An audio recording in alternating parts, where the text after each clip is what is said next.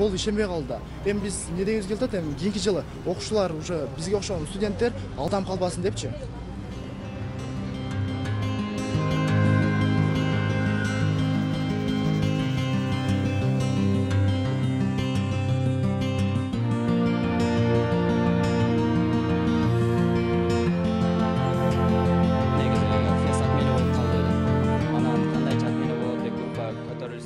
Мен өзүнүн укаттан болом. Бул жакты группалаштарымдан уккам, ошентип келдим. Мен киргенде эле сурам 100% кетебизби депчи, ошондо 100% кетесиңер деди. Көп адамдар азыр Германияга барып иштеп келишти атко. Биз деле иштеп келели деп, мындай 150 адамдын кыялына балта чаап коюшту да жөн элечи. Башында ушундай договор болду. Болсом июнь болуп калды, июль болуп калды. Приглашение жок. Ошон 150 адам бүт ишсиз калган. Плюс азыр болсом нормально объяснение бербеди. Анан директор дагы өзү келбей койду. Директор өзү нормально түшүндүрүп айтса болот да. Акыркы үмүтүбүз бул деле бүгүн келдик, эми болду, келдиби, келбедиби десе жок деп атпайбы? Акча болгон кайтарып беребиз, болбой калды деп. Скидка беребиз деп кийинки жылга. Ал уже бул эң негизги бул жерде доверие да. Доверие жок болсо, кантип окуйсуң кийинки жылы келипчи? Болду, ишенбей калды. Эми биз не дегибиз келип атат, эми кийинки жылы окуучулар уже бизге окшогон студенттер алдам калбасын депчи.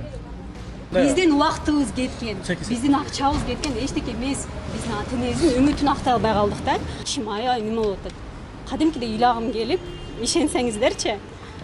Ата-энем ушунчалык мага ишенип, мага ошончолук оңой окутту ушул жердечи.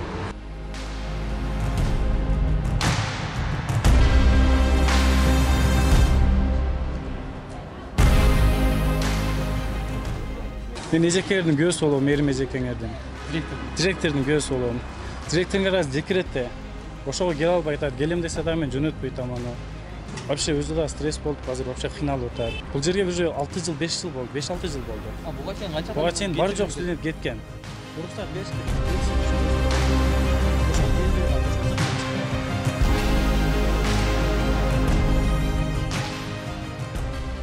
эч нерсе кыла албайбыз, башка иш да таба албайбыз. Ne üçün eken biz daha bilmeyiz onu, sizler daha hiç kim bilmeyiz, direktörler daha bilmeyiz. Bu yıl уже get albaydı, biz daha hiç nerse kala albaydı.